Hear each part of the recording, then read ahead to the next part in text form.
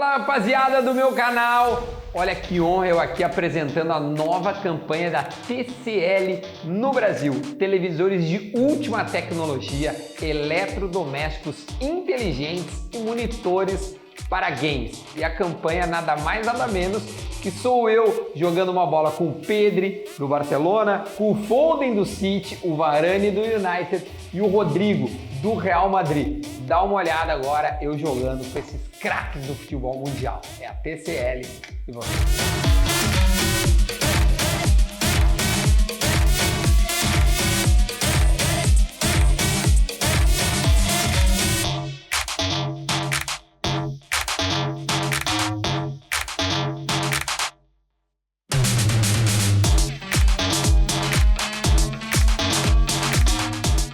Pra ti que tava comandando, o que ficou, né, um cara que tem uma experiência gigantesca dessa eliminação, que se é que dá pra tirar algo bom disso?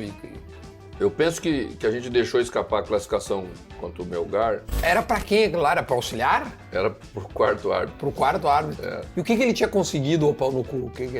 Se tivesse VAR, a gente não perdia aquele jogo. Porque tinha impedimento também lá na Bombonera. Depois eu já joguei um jogo contra o Boca no Cruzeiro que já tinha VAR. Sabe o que eles fizeram? O senhor pensa em encerrar a carreira no Guarani de Venâncio como treinador? Os caras querem já encerrar a carreira. Vai mais quantos anos aí de carreira? O Ronaldo, ele é o maior que tu treinou. Tu não precisa nem dar escalação, mas aquele 2009 foi uma coisa inacreditável, né? É verdade. Ele, quando começou a fazer um treinamento, os primeiros treinamentos que ele fez com a gente, eu achei que os goleiros estavam de sacanagem, o nosso goleiro no treinamento. Fala, rapaziada, beleza? Estamos começando mais um assado para esse conteúdo que tu já sabe, cara. Toda segunda-feira, de vez em quando, nas quintas-feiras, só aqui no meu canal, Duda Garbi, esse canal que se tu não é inscrito ainda, te inscreve. A gente tá chegando a 300 mil inscritos, a gente tem o objetivo de chegar nesses 300 mil até o final do ano. Então tô contando contigo. Senta o dedo no inscreva-se, deixa o teu like, deixa aí o teu comentário, porque hoje o convidado é mais do que especial, é o treinador do Internacional, Mano Menezes. Só que calma, antes disso a gente vai rodar a vinheta e aí sim a gente dá as boas-vindas para comer aquela bela carne, afinal o homem é da região, tia. Não é qualquer um e come assado que nem nós.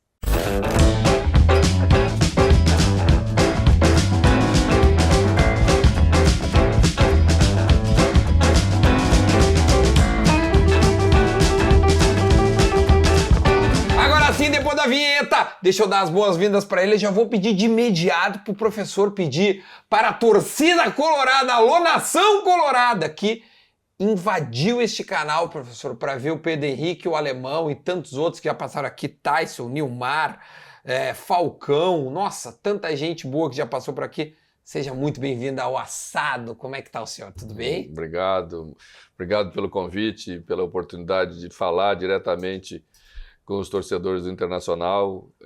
Estamos bem, estamos numa temporada boa, uma temporada de encaminhamento de coisas boas, eu diria, e é isso que eu me propus a fazer quando aceitei o convite do Internacional. Sabia que podia, que ia assumir um grupo com bastante qualidade para poder fazer um bom trabalho, e é isso que a gente está fazendo. Que coisa boa, eu vou fazer uma confusão aqui. A gente tinha combinado e casualmente o senhor fechou com o Internacional, acho que no dia, né? Ou um dia depois, você olha, Duda, eu vou outra hora e tal. Tem um compromisso muito legal lá que eu vou lá, então a gente faz outra hora. Eu falei, beleza, a gente faz. E tá aqui, ou seja, um homem de palavra. Tô certo ou não tô certo? Tá certíssimo. Eu havia vindo para passar a Páscoa. Acho que foi isso aí. Acho que era isso, né? Aqui em Porto Alegre, com a Camila, a nossa família. E tinha recebido o teu convite, tinha confirmado que iria fazer a gravação naquela semana. Nesse meio tempo, surgiu o convite oficial do Internacional. Então, logo eu aceitei. Entrei em contato contigo, olha, vai ser impossível a gente fazer aquela gravação, porque a partir de hoje, se não me engano, era essa a conversa, eu vou assumir o Internacional e vamos deixar para um pouquinho mais à frente, estou aqui cumprindo a minha parte do trato. O homem é de palavra. Aliás, deixa eu agradecer também a Camila, que está aqui comigo, né? Está aqui na gravação. A Camila, posso falar, Camila? Nós somos colegas de faculdade na FAMECOS, nos formamos juntos. O Mano sabe disso. Eu lembro que na faculdade a gente estava lá em 2000, nós nos formamos em 2006, né, Camila? E aí o professor era, se não me engano, o técnico do Grêmio na época. Era. Então eu falava para ela, agradece teu pai, porque a Batalha dos Aflitos recente tinha acontecido. Então a gente tem essa casualidade. Professor, o senhor gosta, como um bom gaúcho, de comer assado. Claro. Carne gaúcha, galdéria. De verdade. O senhor é de Venâncio, né? Sou de Passo Sobrado. Passo de Sobrado. Passo Sobrado é uma cidade pequena que fica entre Venâncio Aires, Santa Cruz do Sul e Rio Pardo. É aquela região Quando ali. eu nasci, Passo Sobrado pertencia para Rio Pardo. Uhum. E depois se tornou um município com a municipalização e uma série de municípios que passaram a ser cidades, então. Eu me confundi, então, porque o senhor jogou no Guarani. Eu morei em Venâncio Aires, joguei no Guarani e iniciei minha trajetória como treinador no Guarani de Venâncio Aires. Então, Fiz essa confusão, posso ter feito essa. E o Checha, meu ex-colega Fernando Becker, toda hora ele dá uma deixa para dizer que jogou contigo. O Checha foi meu zagueiro no Sub-20 do Guarani de Venâncio Aires, meu zagueiro e capitão. Ah, tu tá brincando. É verdade. Por isso que o senhor não ganhou nada, né? Não, ganhamos sim. Mentira. Ganhamos. Mas o senhor já fazia milagre, então. Já fazia milagre. A gente não chegou de paraquedas no futebol, né? A gente aprendeu muito no caminho, que é onde eu acho que se aprende muito. Eu tenho certeza absoluta que o senhor é melhor técnico do que foi jogador, né? Claro que sim. Como é que se faz um paralelo disso, assim, pra ti? Como é que tu dá as tuas valências como jogador e depois como técnico? Eu penso que isso é bem normal. Se você olhar a trajetória dos principais técnicos, principalmente os brasileiros, raramente você vê um grande craque sendo um ótimo treinador. Sim. E a minha tese vem de que, ao ser um jogador não dotado de tantas qualidades, você tem que prestar muita atenção na questão tática. E você já começa a estudar desde cedo. Desde dentro do campo. O craque resolve o jogo por si. Ele pega a bola, resolve o jogo. Quem não é craque precisa resolver de outras maneiras. E outras maneiras vem de um bom posicionamento, vem de questões táticas, estratégicas. Então você já começa a desenvolver isso muito cedo para sobreviver na bola, que é muito difícil. E quando é que tu percebeu que tu falou assim, cara, vou começar a prestar atenção na tática? Eu estava no Guarani de Venâncio Aires. Que eu botei um entrecô ali pra nós. Claro. Carnezinha gaúcha, que daqui a pouco eu vou dar um recado, hein? Pode falar. Eu estava no Guarani de Venâncio Aires e o Guarani contratou um zagueiro chamado Bira. Uhum.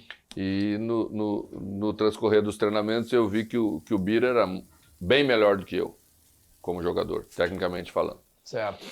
E olhei para naquele tempo, quando você chegava no clube, você trazia tudo, né? Trazia a mudança, trazia a família, trazia tudo para morar na cidade que você ia jogar. Camila nasceu lá? Camila nasceu em Venâncio Aires. E eu vi que a mudança do Bira que chegou cabia toda numa Fiorino, na carroceria de uma Fiorino. E ele tinha 10 anos de profissionalismo. Já tinha jogado no Remo, já tinha jogado em outros lugares. Quando eu olhei aquilo, eu disse, não é isso que eu quero para mim, ele é melhor do que eu. Em 10 anos de profissionalismo, ele trouxe isso, porque foi isso que ele conseguiu juntar no futebol profissional. Então eu falei, não, então agora eu vou estudar. E se eu quiser trabalhar com futebol em alguma coisa, vou voltar para trabalhar dentro da preparação física. Ainda não tinha ideia de ser um técnico de futebol, só vinha confirmar isso um tempo depois. E essa, na verdade, é a realidade do futebol. É que nós conhecemos a exceção do futebol. A exceção que aparece, a exceção do sucesso, de quem se dá bem, né? Mas dentro aí de um levantamento, isso não passa de 3% dos atletas profissionais de futebol de todo o país. Não, ano passado eu fiz 2 webséries ano passado, logo que eu saí da RBS. Uma lá no São José, que é um clube menor que Grêmio, Inter e etc. mas também é maior do que o que eu fui posteriormente, que é o Igrejinha. Que não sei se o senhor já chegou a jogar contra. Quando o Guarani estava na segunda divisão de profissionais, nós jogamos em Igrejinha. E eu joguei lá. Eu fui auxiliar técnico no Igrejinha, fiquei 45 dias lá para conhecer, porque eu sou chato. Então eu fui jogador e fui auxiliar técnico no ano passado. E aí é bem isso que o senhor está falando. Eu conheci lá alguns jogadores que ganhavam 450, 800 reais, R$ 1.000, acho que 1.500, 2.000 era o teto do clube e era, olha, lambe os beijos, porque é isso que a gente pode pagar. É isso aí. E essa é a realidade total disso. Essa é a realidade do geral, de 97% dos jogadores profissionais de um modo geral. Os 3% são aqueles que atingiram o clube grande, que as condições são muito melhores, que conseguiram um destaque muito maior. É assim, geralmente, em todos os segmentos, mas no futebol é muito desproporcional. Total. E quando é que desperta o teu entendimento que tu podia chegar como treinador? Olha, o treinador dos juniores do Guarani de Venâncio Soares era Delmar Dering, pai do André Dering, goleiro do Internacional. Doring. Dering. Dering, se pronuncia Dering. Se pronuncia Dering. Nós alemães pronunciamos Dering. Eu sou um gaúcho de meia tigela aqui. E aí ele me convidou para ser o assistente dele, né? Assistente / ajudante. Tá. E eu tinha começado a fazer a faculdade de Educação Física e por isso que ele me convidou. No ano seguinte, ele decidiu que não tinha mais condição, porque ele era um abnegado, um colaborador do clube. Certo. Então eu assumi em 93 o Guarani de Venâncio como treinador. Tá novo então, né? Novo. Tu tinha o quê? Quantos anos? 20? Eu não me lembro naquela época, mas hoje tem 60. Já faz algum tempinho. Tinha 30, então tu tinha 30 e 29. Isso aí. Fui bem de conta, hein? Ninguém fez essa conta tão rápida. É verdade. E aí eu, então, continuei cursando a Faculdade de Educação Física e aceitei ser técnico do Guarani em 93. Fiquei até 96. Em 97 assumi o Guarani profissional pela primeira vez. O Guarani estava disputando a Série B gaúcha, né? O tal do acesso hoje em Não dia. era a segunda divisão, era Terceira. A primeira divisão era dividida em duas. Tá. A e B. A classificava 6 equipes para o octogonal final e a B só classificavam 2. Então essa era a diferença. Tá. Então o Guarani estava disputando e eu fiz o meu primeiro trabalho lá em 97. Dali depois, em 97, segundo semestre, fui para o Juventude, Sub-20, que aí era um clube de primeira divisão brasileira, da Parmalat na época e tudo. Achava que já era um acréscimo. Fui tendo, assim, uma sequência bem gradativa em termos de preparação. O Juventude campeão da Copa do Brasil ali em 99. Exatamente. Eu estava lá, dirigindo o Juniors, quando o Guarani foi campeão gaúcho e campeão da Copa do Brasil. Exato. E aí depois eu volto para dirigir o Guarani em 99, perdão. E depois, 2000, 2001, vim trabalhar no Internacional. Aí, um clube de ponta do Brasil. Em 2000 no Sub-17 e em 2001 no Sub-20. Foi uma preparação, talvez a preparação mais importante da minha formação como treinador até então. Eu vivi no Internacional quando o professor João Paulo Medina era o coordenador e tinha muita coisa boa em termos de formação. É daquela época, daquela frase emblemática que em X anos o Internacional vai ser campeão. Exatamente. Vai ganhar algo grande. A frase dele foi um pouquinho antes do que isso. Acho que foi em 97, 98, por aí. Mas eu tive um aprendizado muito bom como formação. Era uma ideia muito boa, coordenada por ele. E que formou grandes profissionais juntamente comigo naquela época. Guto Ferreira era técnico do Sub-20, foi profissional. Lisca era o técnico do primeiro ano do Sub-20. Julinho Camargo, que hoje está conosco no Internacional de volta. Osmar Loz, todos esses profissionais foram formados aí nesse momento. Que época boa, né? Uma época muito boa mesmo de metodologia de trabalho. Quem é que tu pegou nessa época lá, que depois virou jogador aí, que está nos campos do mundo? Olha, o meu lateral esquerdo era o Chiquinho, que depois veio jogar no profissional do Internacional. Eu tive Daniel Carvalho como jogador. Eu tive Nilmar, foi eu que tive o privilégio de ver o Nilmar jogando pela primeira vez no Matsubara e escolher ele. Foi tu que trouxe o Nilmar. Tá, agora eu. tu vai me esclarecer a história, porque ele já veio aqui na assado, tá ele e o Sidmar. E aí, opa, vamos lá, já fez um redondo aqui, já não sei se é um sim ou se é um não, já fez assim toda. É que eu já ouvi a história várias vezes que o Nilmar veio como peso do Sidmar. Não é verdade a história, o Sidmar veio depois do Nilmar. O Nilmar era um jogador do Matsubara, nós fomos jogar um torneio sub-17 em Bebedouro, São Paulo, interior de São Paulo. E o torneio, e ficamos numa universidade, então se dormia nas salas com colchão no chão, tudo como é de verdade, né, que as pessoas não sabem. E tinha um jogo às 10 horas da manhã no dia seguinte. E o nosso diretor, que era o João Pancinha, disse assim, mano, temos um jogador aí que está se destacando, um centroavante, podemos olhar amanhã no jogo da manhã? Claro, vamos lá olhar. Terminou o primeiro tempo, ele olhou para mim e disse assim, e aí, o que achou do centroavante? Eu falei, o centroavante não joga... Não é tudo isso. Nada. Mas aquele magrelinho com a camisa 8 lá, você pode levar, porque eu não vi um jogador, faz tempo que eu não vejo um jogador jogar com um toque, 2 toques no sub-17. E o Nilmar jogava dessa maneira. 8.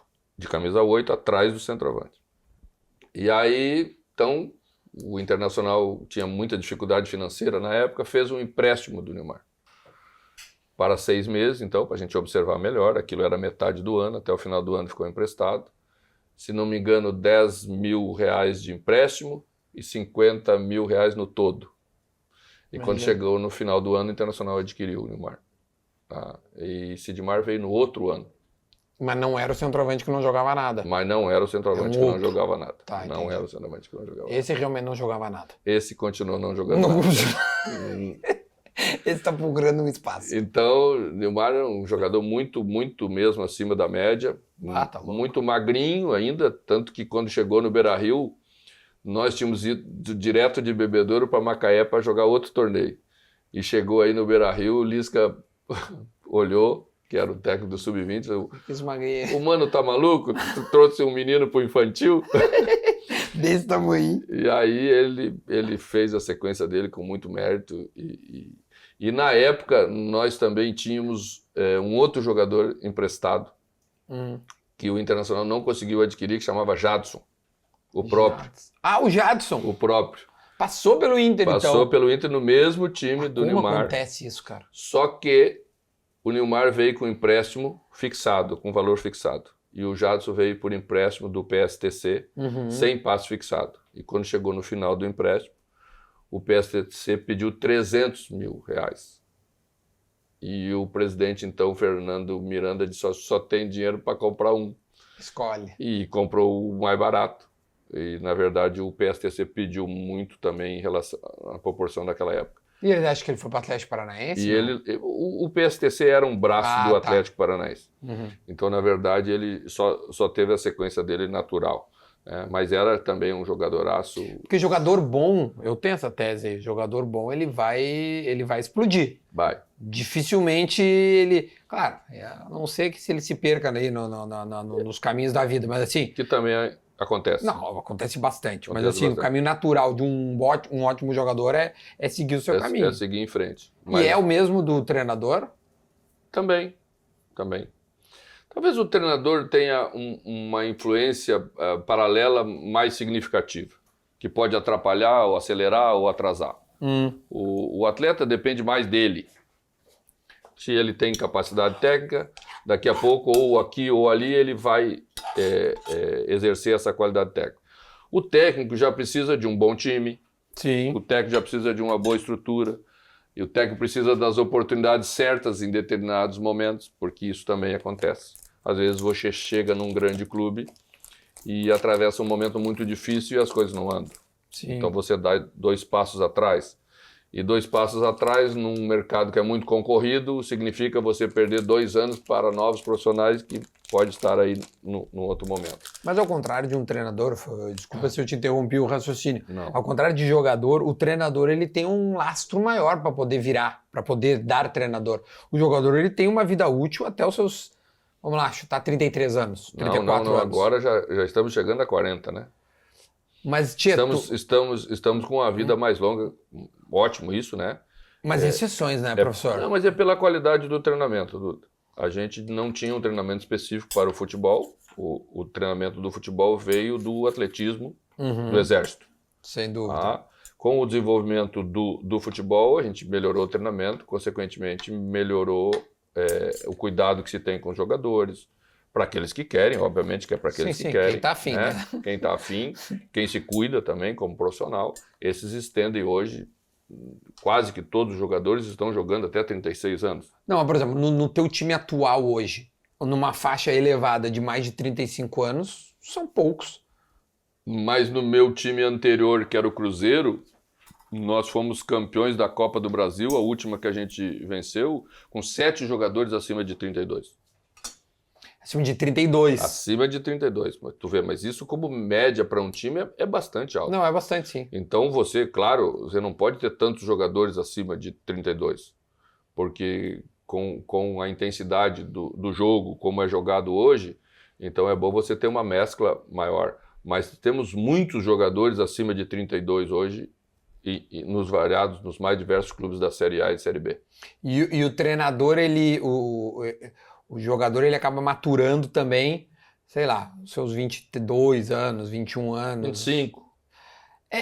Tá. Eu acho que maturar tem razão. Eu penso que a idade de maior maturação do jogador em todos os sentidos é 25, 26, 27 anos. A maturação daí o que tu quer me dizer é técnica, de profissionalismo, físico, tudo. Mesmo, tudo. Aí beleza, tudo, aí eu tamo junto, mas a explosão é com uns 21, 22 anos. O treinador, quando é que tu, por exemplo, entendeu? Eu sou um treinador. Eu sou foda, eu sou pica, eu sou o Mano Menezes. Você vai... Eu acho que eu sou um pouco de exceção nessa história. Eu comecei... Meu primeiro clube grande foi o Grêmio em 2005. E em 2010 eu estava na Seleção Brasileira. Isso foi uma explosão completamente fora da curva, né? Então, assim, tem muito de você avançar e voltar. É muito tentador, às vezes, a proposta para logo você ascender e ir para o lugar mais alto, mas isso muitas vezes significa um resultado não tão bom na próxima temporada e, consequentemente, você volta. Né? Então, depende muito. Eu gosto muito acho que fui muito feliz na trajetória, muito abençoado na trajetória de poder ir crescendo gradativamente. Passar pela categoria de base dá um conhecimento de trabalho, um embasamento de trabalho para o treinador muito bom. Porque lá na frente você vai conviver com situações que vai exigir esse aprendizado. É como a formação do jogador na categoria de base. Às vezes vem um jogador não tão formado, quando ele chega lá na frente, daqui a pouco falta alguma coisa. O treinador que passa por essa formação, ele está mais completo para enfrentar as dificuldades que vão aparecer lá na frente. Ele Mas está tu mais entende bem que preparado. fez essa trajetória? Penso que consegui fazer. E isso ajuda bastante. E quando tu diz que tu ascendeu muito rápido, tu acha que de repente não era a hora de chegar no ápice em 2010? Eu digo ápice, assim, como treinador, mas tem gente que pode entender que o ápice não é a Seleção Brasileira, é um título, sei lá, que ele imaginava ser. Não, eu penso que eu penso que cheguei muito rápido na Seleção Brasileira. Tu entendeu Brasileira. o que eu perguntei, né? Eu penso que cheguei muito rápido na Seleção Brasileira, mas também penso que esses convites você não diz não. Não, pelo amor de Deus. É como chegar num clube grande. Sim. Você não pode receber o convite e dizer, eu acho que eu não estou preparado para o clube grande. Você pode até rezar para não receber o convite na hora que você acha que não é mais adequado. Mas quando você receber, você tem que ir. E a Seleção Brasileira da mesma maneira. Tá? Mas penso que não é nem pela experiência em si, é pelo lastro que você constrói como treinador para estar lá e as pessoas não questionarem você por qualquer momento de dificuldade que você atravessa. Então eu penso que isso sustenta melhor, porque não é fácil estar lá na seleção, é muito difícil. Você está dirigindo a seleção mais vencedora de todos, aqui é a referência no mundo, aqui é a maior referência no mundo em termos de futebol. Então, você não pode estar lá e ser questionado por qualquer coisa. As pessoas têm que entender que você está lá e que você venceu para estar lá e que isso certamente vai sustentar momentos de queda, momentos não tão bons, porque você já fez várias vezes em outros lugares e também vai fazer na seleção brasileira. Até chegar na seleção, pelo que eu me recordo, eu quero que tu me ajude, Grêmio, Corinthians, e o Corinthians numa fase de Série B, que é super complicado, o tamanho do Corinthians, eu imagino que não era a tua cabeça, porque, enfim, era a situação acho que mais difícil da história do Corinthians, né, até aquele momento. E tu corresponde de uma maneira, assim, espetacular, né? Porque ganha a Série B, depois é campeão da Copa do Brasil, né? Com o próprio Corinthians, em 2009. Paulista invicto e campeão da Copa do Brasil. Exatamente. Eu acho que até na Copa de 2000, quando perde pro Sport, era tu treinador, não? Também, né? Também. Aí estava na Série B. Tá, ainda era na Série B. Série B. Que eu acho que era raríssimo um time bom, enfim, mas ganha a Série B em 2009 e vai à seleção em 2010. Essa trajetória culminado a um Grêmio gigantesco, que também sobe da maneira que subiu, faz final de Libertadores, dá esse tamanho ao Corinthians, ou seja, recoloca o Corinthians num patamar de Série B.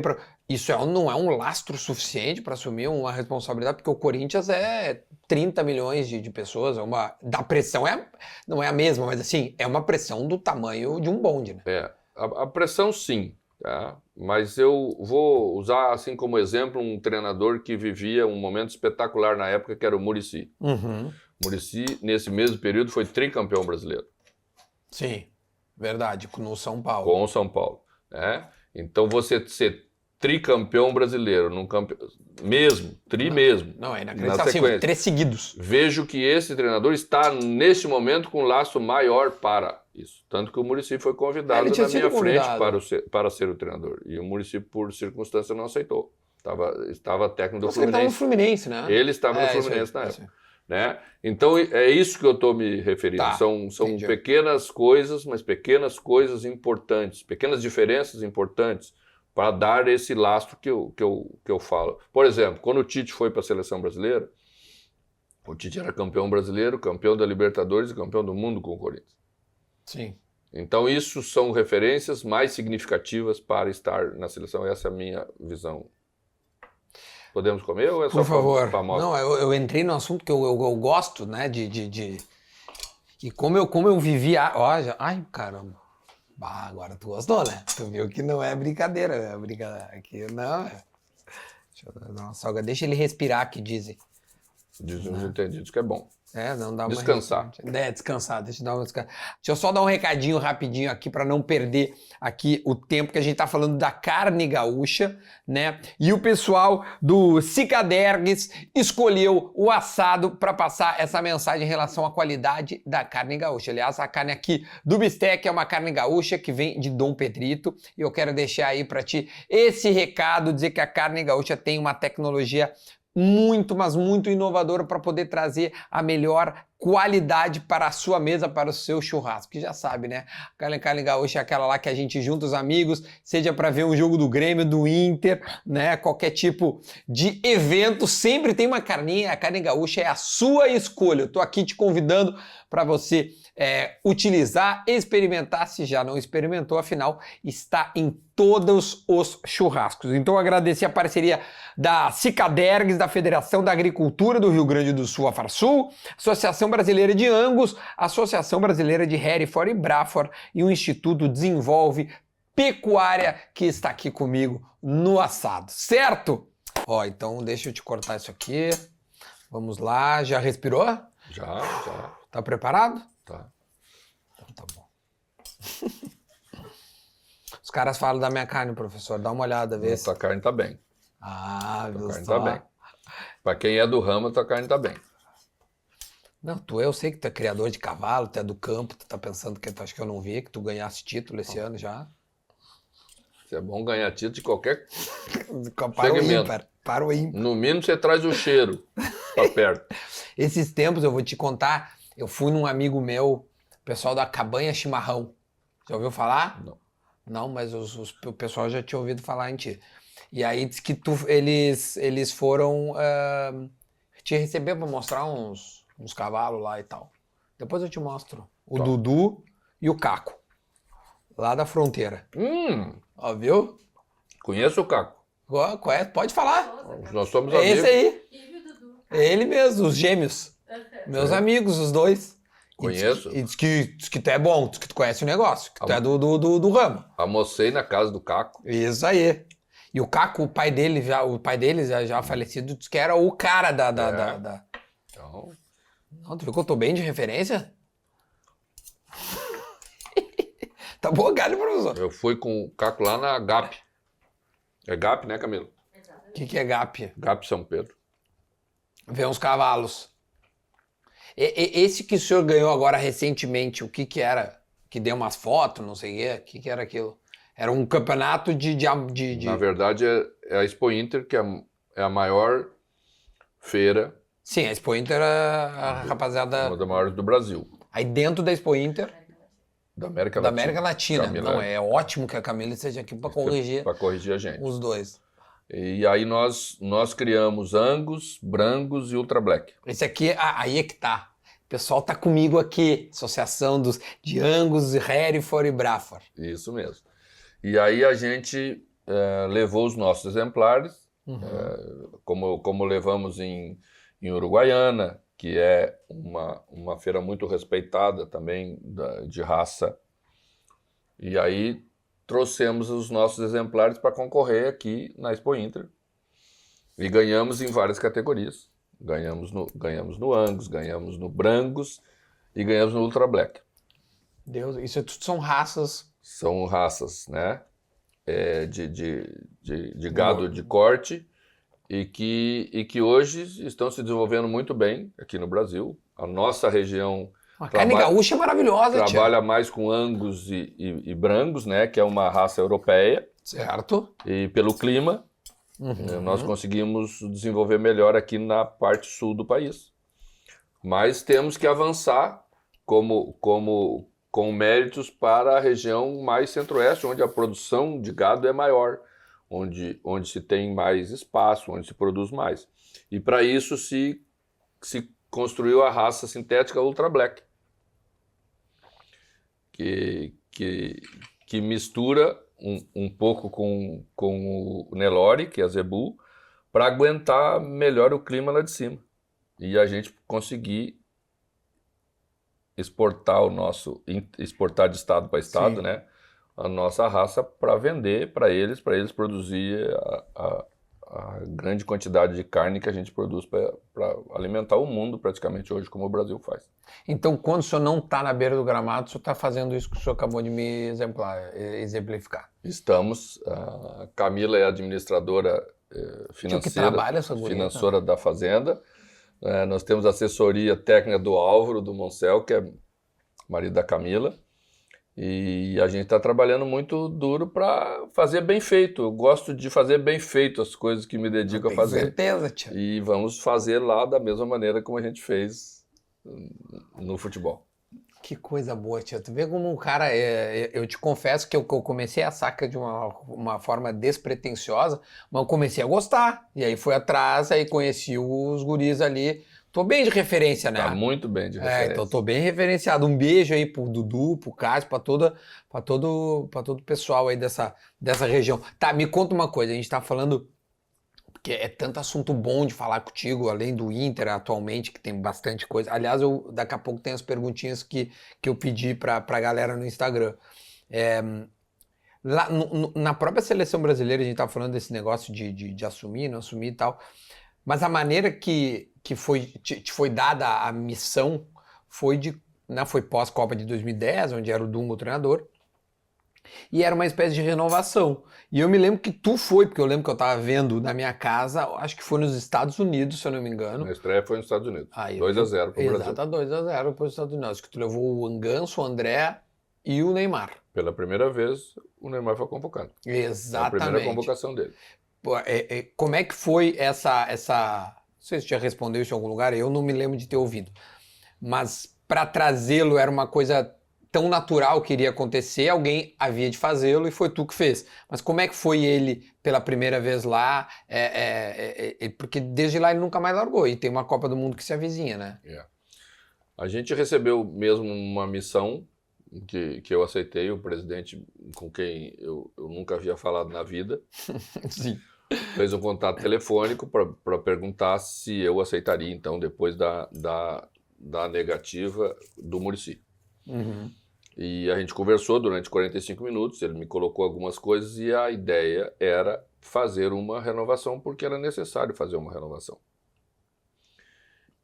Só que era uma renovação bastante significativa, a gente renovou 60%, 70% da seleção. Porque, coincidentemente, chegava ao final o período de muitos jogadores importantes da seleção até então. Que se nós fizéssemos uma projeção de mais 4 anos, então, além de 2010, para a Copa de 2014, que seria jogada no Brasil, eles estariam, em média, aí, 36 anos. Muitos deles estariam com 36, porque já estavam com 32. Então, a gente sentiu que não podia chegar com uma seleção com média de 36 anos numa Copa do Mundo, por os fatos que falamos antes. Uhum. E aí, então, começamos uma renovação. Trouxemos muitos jogadores jovens pela primeira vez para a seleção. Fomos descentralizar um pouco as convocações, que foi um outro pedido do presidente, porque os clubes grandes europeus estavam fazendo uma pressão muito grande sobre a FIFA, sobre as convocações.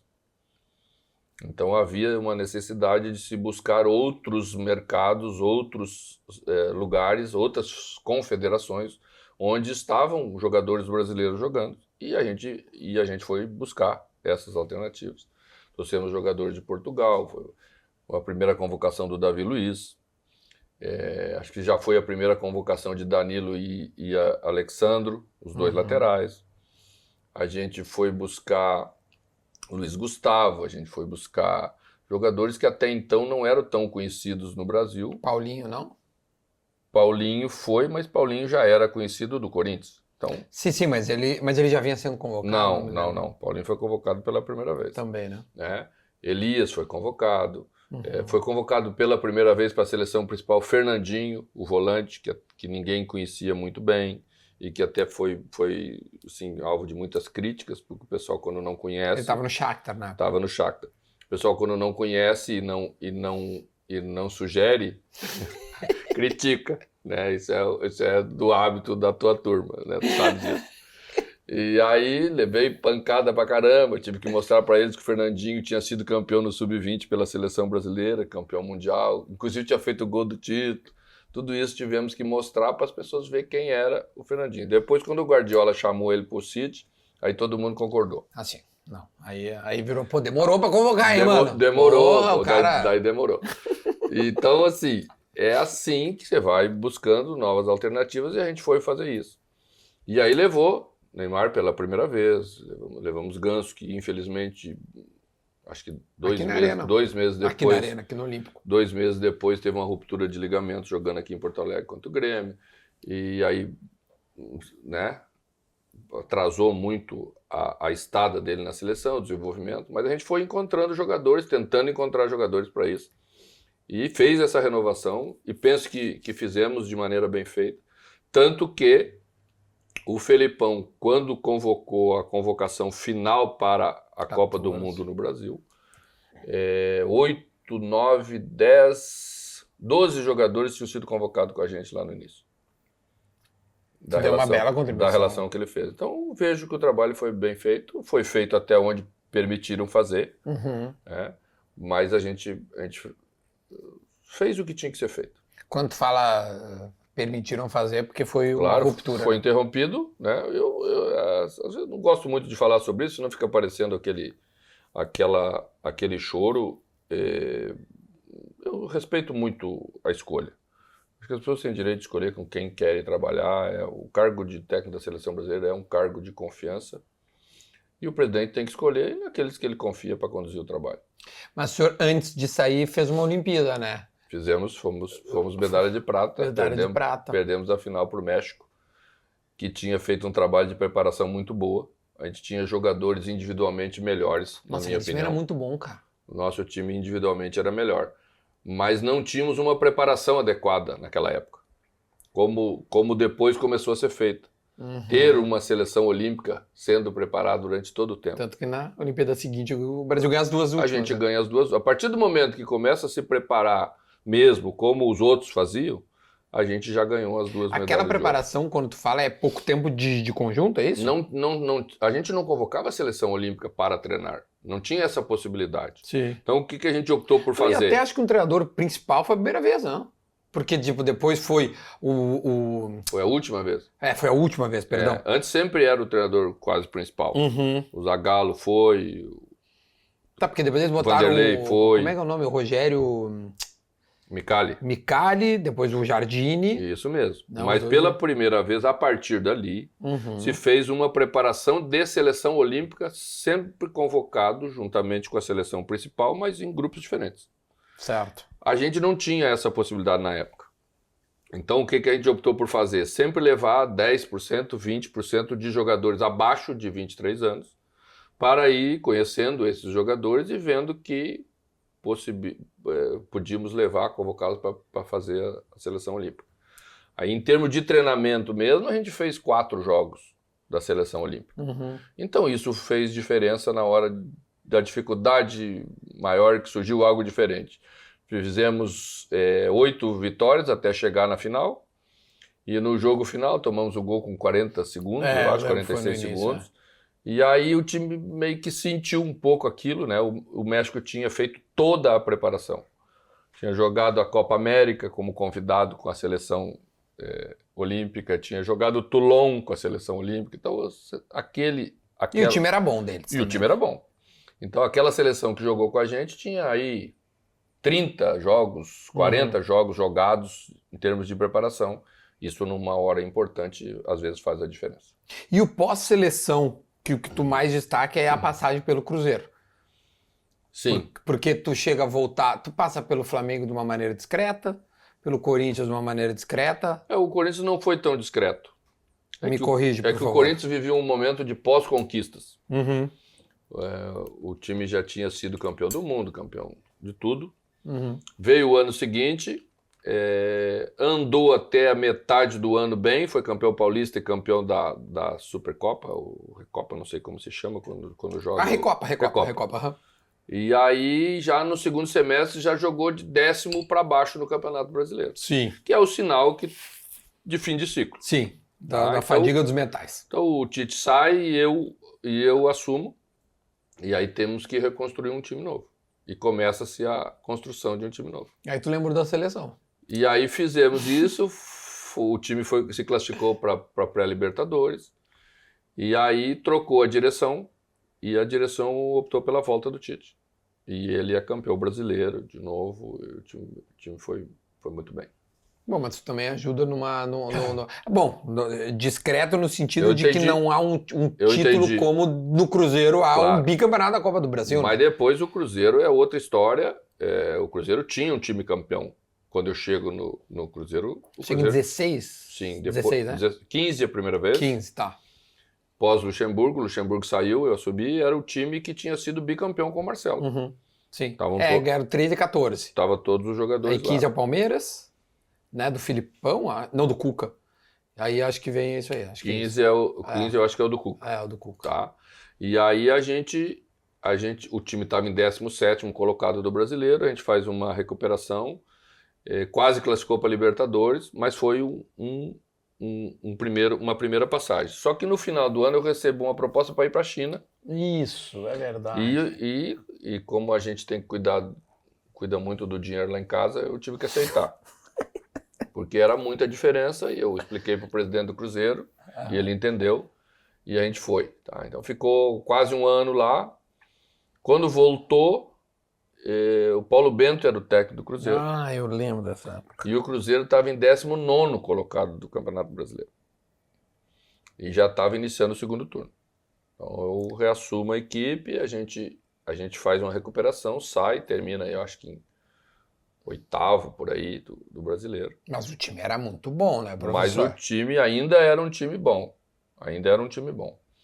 E no ano seguinte, aí com o início de trabalho, aí a gente é campeão campeão Dezes- mineiro, Mineiro, depois 17. isso. 17. Campeão mineiro e campeão da Copa do Brasil. Em 17. Eliminando o Grêmio, se eu não me engano, na Isso. semifinal. Na semifinal. Isso. Perdemos 1-0 aqui, ganhamos 1-0 lá e Isso, eliminamos foi nos pênaltis. Exatamente. E aí, O Barrios deu um gol na cara do Fábio, mas pode seguir. primeira a conversa. bola do jogo. Exatamente. Passe do Luan. Isso. No segundo ano, bicampeão mineiro e bicampeão da Copa do Brasil, que é um título inédito que ninguém tem, né? O Bi Nem o treinador, nem o time, de ser assim, bi de verdade. E aí, no último ano, volta a ser campeão mineiro. E aí começa a crise do Cruzeiro, a crise institucional Tu percebeu que tava tendo as coisinhas estranhas lá? E aí tu diz... Percebi, porque a gente começa a ver que as coisas estão fora do padrão, né? Eu sempre fui um técnico muito preocupado com essas questões assim, da equipe, do clube poder honrar os compromissos com o grupo de jogadores, e as coisas já vinham atrasando no ano anterior. Nós já fomos campeão da Copa do Brasil com 2 meses de salário atrasado, normal, 5 de imagem, coisas que tu vai vendo que a coisa Que não era normal. Não está andando bem. Então, nessa hora, o clube também tem que começar a resolver os problemas. E eu não via a preocupação de resolver os problemas. Eu sempre via aumentando os problemas. E isso nunca termina bem. Mas isso não é uma coisa dos 2 últimos anos. Isso é uma coisa que vem se arrastando desde o bicampeonato brasileiro do Cruzeiro. As dívidas já vinham desde lá e sempre vinham sendo empurradas, e uma hora dessa mascaradas pelos títulos também, né? E os títulos, a conquista da Copa do Brasil com uma premiação grande, gigantesca, de quase 100 milhões. Então isso vai tapando o buraco, né? Mas só vai mascarando mesmo, você não resolve, tem que resolver. Eu nunca tinha visto um clube, acho que ninguém tinha visto um clube de um tamanho como um Cruzeiro chegar. Porque agora subiu, mas ficar 3 anos na Série B seguida... Mas não tinha dinheiro para pagar a comida. Cara, isso é uma A coisa coisa assim, chegou de um jeito que não tinha dinheiro para pagar a comida. Então, assim, é uma irresponsabilidade de quem dirige. Quem dirige tem que ter essa noção de que as coisas não estão indo para o rumo certo. E eu acho que esse é um cuidado que a gente precisa ter com os nossos clubes, responsabilizar as pessoas. Você tem que ser responsável pelas decisões que você toma. Não, né? sem dúvida. O treinador é responsável pelas decisões que ele toma. Se o time não ganha, ele sai. Se o jogador não joga, ele sai, não renova o contrato. O dirigente também tem que ser, porque as coisas não podem terminar assim. Hoje eu tenho e mais de 100 pessoas, tem questões trabalhistas do Cruzeiro para receber. E não temos quase nenhuma perspectiva hoje, sabe, com a chegada da SAF, vai indo mais um pouquinho para frente, aí tem como se chama, quando o clube consegue, não uma falência, Recuperação judicial. uma recuperação judicial que a justiça concede, e aí uma coisa que é sua, que você trabalhou, que é um direito seu, passa a ser... pago em 6 anos, mais 4 de carência, 10 anos para você receber uma coisa que Porra, 100 pessoas. que é sagrado. Velho. Mais de 100 pessoas. Meu Deus. Vem cá. Mais de 100 milhões. Tu não chegou a trabalhar em SAF ainda, né? Só Ainda com não. o clube associativo. Ainda não. E em um determinado momento, tu dá um tempo na tua carreira e viaja, estuda, ou vai dar uma volta ali. Eu sei que tu estava no Al Nassr, se eu não me engano, tempo, né? Tive. Mas nessas entre Cruzeiro e Inter, acho que tu passasse pelo Bahia, né? Tem ali o Bahia, mas tem o Al Nassr. Tem mais algum clube que eu me esqueci? Não. É esse aí, né?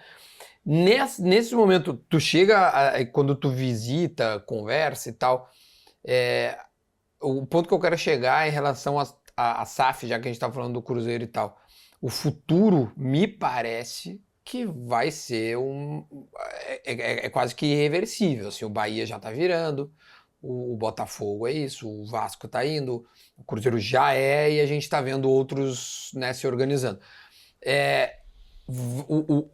Clubes como Grêmio e Inter, para nós colocar aqui, vão ficar para trás se não se organizarem, se preparando para uma empresa daqui a 5 anos, por exemplo, a gente pode ter Vamos reorganizar os mapas do futebol brasileiro aí. Eu não acho necessário se transformar numa empresa, numa SAF, para gerir bem um clube de futebol como o Internacional, ou como os grandes clubes brasileiros. O que precisa ficar claro é que a gente tem que ter comportamento de empresa, num negócio que é extremamente profissional. A gente tem que deixar de ser amador, num negócio que exige profissionalismo. Quem trabalha com um orçamento de 300 milhões, de 500 milhões, não pode ser amador. É muito dinheiro para a gente brincar de planejar, de banco imobiliário, de fazer bobagem a toda hora, de contratar 20 jogadores a cada temporada. Isso realmente não existe. Mas só existiu durante um tempo porque era meio que uma preocupação inexistente das consequências disso.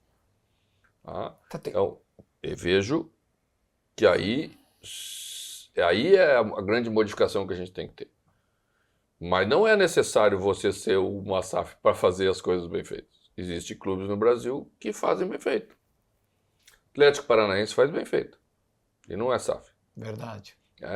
Então, assim, quando você começa a se debruçar sobre coisas que exigem mais, você tem que entregar mais.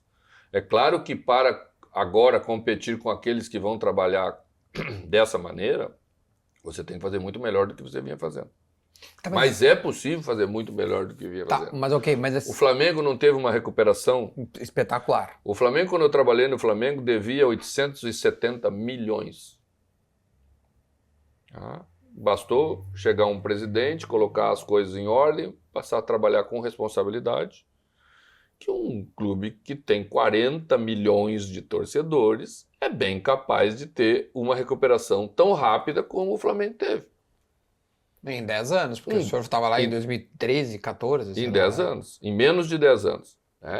Quando eu trabalhei no Corinthians, o Corinthians passava por uma dificuldade imensa e estava na segunda divisão. E isso foi 2008. 4 anos foi campeão do mundo. Em 4 anos, o Corinthians foi campeão do mundo, campeão brasileiro, campeão da Libertadores, coisa que nunca tinha sido. Então, você vê que não precisa fazer muita coisa quando você tem um público desse tamanho para quem a gente trabalha, um público consumidor de 8, 10 milhões de pessoas, como é o caso do Internacional. Então você passa a trabalhar com uma realidade que eu acho que as pessoas estão se ser necessária para isso que o meu medo é o investimento. Não só a organização, acho que concordo contigo. Há profissionais que não precisamos virar SAF para ter profissionalismo e gente competente. Fecho contigo. Agora, o tamanho do investimento que as SAFs acabam propondo para os novos clubes, né, que chegam, o que o Grupo City está falando, e daqui a, sei lá, 5 anos, quando alguém for ver esse vídeo, vai dizer assim, olha aí, 5 anos falava que o Bahia ia investir tanto e de fato investiu, e hoje o Bahia, sei lá, dizem que vai ser o segundo maior investimento do Grupo City no mundo, só depois do Manchester. Como é que se derrama? Aí que vem a dificuldade de competitividade, entendeu? Porque Grêmio e Inter, como é que nós vamos ganhar dinheiro? O Grêmio e Inter. Marketing, match day, venda de jogador, base, televisão e patrocínios. Hoje a nossa maior renda dos clubes é a televisão. Sem dúvida. Eu penso que ela deva ser uma renda significativa dos clubes, mas nós temos um público-alvo muito significativo em termos de consumo, capaz de nos dar também ganhos proporcionais. E tem um limite que vão chegar, o que vai chegar o investimento nos clubes brasileiros, que é o limite de mercado do futebol brasileiro. Que é o mesmo limite proporcional que chegaram na Premier League. É o mesmo limite proporcional que se chegou no campeonato espanhol. E nós vamos chegar num ponto aqui no Brasil também. O que eu quero dizer com isso é que para uma liga ser atrativa, ela tem que ser equilibrada. E os americanos ensinam isso com maestria.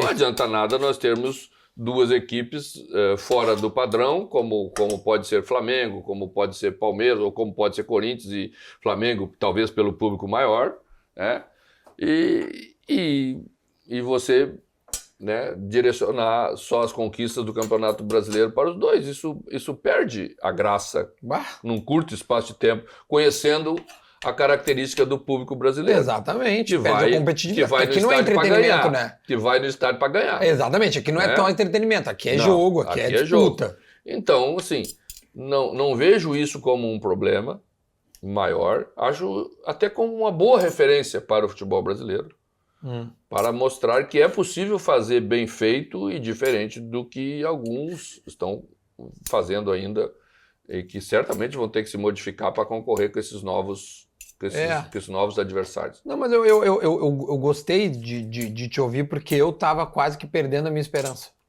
E tu me traz uma visão de quem é um cara que está extremamente envolvido no processo de um gigantesco do futebol brasileiro e que, pelo que eu estou entendendo, ainda não sinaliza em hipótese nenhuma uma SAF. Eu não vejo o Inter nem Grêmio sinalizar nada disso, pelo contrário. Clube associativo e extremamente tradicional aqui, né? Mas, de verdade, fico com medo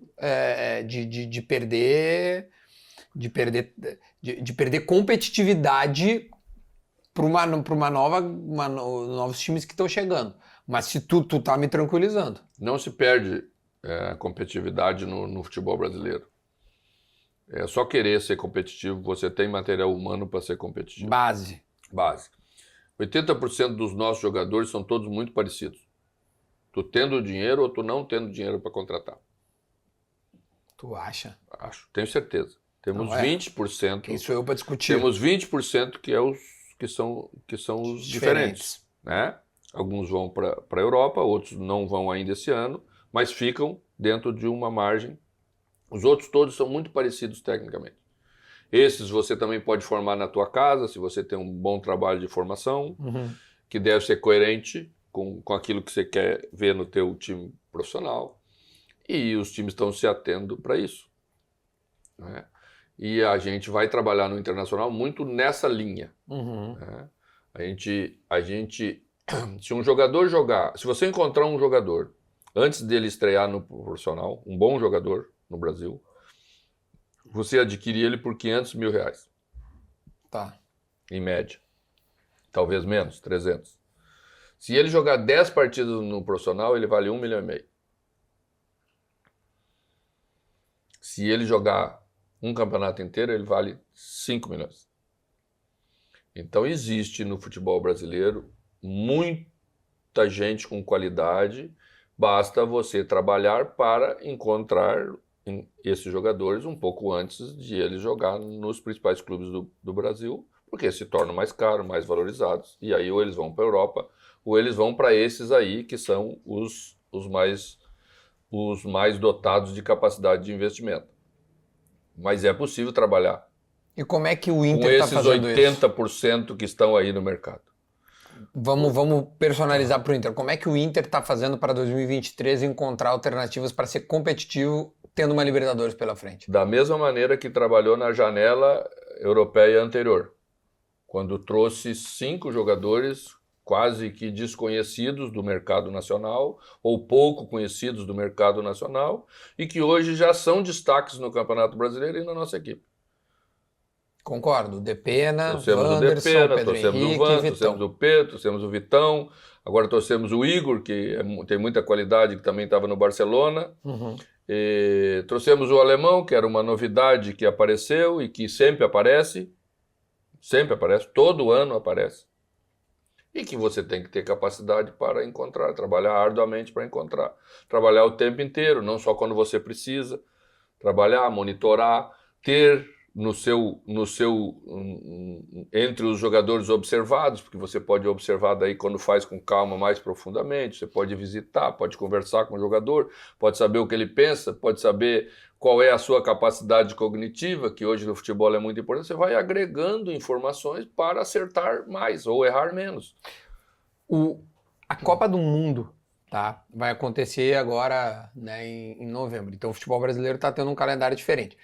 Vai ser a primeira vez que tu vai ter 2 meses, tem o mês de férias, né, que a rapaziada vai tirar, acho que vocês voltam, né? Porque quando acaba o brasileiro, metade de novembro, aí os caras devem sair de férias, devem voltar metade de dezembro, aí deve, sei lá, treinar uma semana, 10 dias, sai e volta. Ou seja, vai ser o maior tempo de treinamento. O que vai ser melhor? O que dá para usar esse tempo maior perante os outros anos aí, todos que tu trabalhou? A pré-temporada é uma coisa tão importante que a gente desaprendeu a usar no Brasil. É verdade. Você sabe que os clubes europeus, eles têm uma pré-temporada de 45 dias Até viagem, a às 2 vezes. meses. Esse ano, pela Copa do Mundo, eles não conseguiram fazer. Você viu como o Liverpool e as outras equipes estão oscilando mais no início da temporada europeia? Verdade. O Liverpool nunca perdeu tantos jogos, nunca empatou tantos jogos, com um time formado há bastante tempo do que os anos anteriores. Pois é porque eles não conseguiram fazer a pré-temporada tão boa como eles sempre faziam. Uhum. A gente está acostumado com esse caos aí todo ano. Então vamos ter uma condição um pouco melhor esse ano. Embora a maioria vai optar por dar uma semana aí no dia 24 ao dia 1º, pela tradição, pela cultura da gente. Vamos voltar mesmo dia 14 de dezembro, vamos fazer aí 10 dias de preparação, paramos um pouquinho e retornamos. Mas certamente os times vão estar melhor condicionados do que quase todos os campeonatos estaduais que a gente sempre fazia. Isso te propicia trabalhar melhor, ter variações já trabalhadas em termos de sistema de jogo, mas vamos ter as questões legais, porque quando voltarmos dia 14 de dezembro, os jogadores, na sua maioria, terão os contratos em vigor. Até o dia mesmo 30. que estejam nos outros clubes e vão estar saindo. Vai ter que se fazer uma operação de encerrar o contrato antes, de pagar os jogadores, que cria sempre uma dificuldade pela questão financeira dos clubes. Tá. Então, talvez iniciemos antes, mas não tenhamos todos os jogadores, como na Europa sempre se tem. Eu ia te perguntar isso A Europa, agora. quando inicia a temporada, todo mundo tá lá, né? Não chega jogador 2 semanas depois, 3 semanas que nem o nosso. Eles conseguem fazer melhor do que a gente ainda vai ter um pouquinho de dificuldade. No nosso caso, que vamos ter 70% a 80% dos jogadores permanecendo, certamente vai ser uma vantagem, vamos tentar aproveitar isso. Porque como é que vai se trabalhar exatamente isso? Tu já quase que respondeu. Vai ter dificuldade, porque tem alguns. Porque eu já vi aí que tem um que outro jogador aí de umas equipes que tu já deu uma observada, disse, olha, eu queria aquele fulano, o Beltrano tenta trazer. Vai ter que se negociar para essas 2 semanas para o Inter tentar receber esses caras ainda esse ano, então. Claro. Para chegar no dia 14 de dezembro. O ideal é chegar dia 14. Porque aí você tem todo mundo, você começa a trabalhar com todo mundo.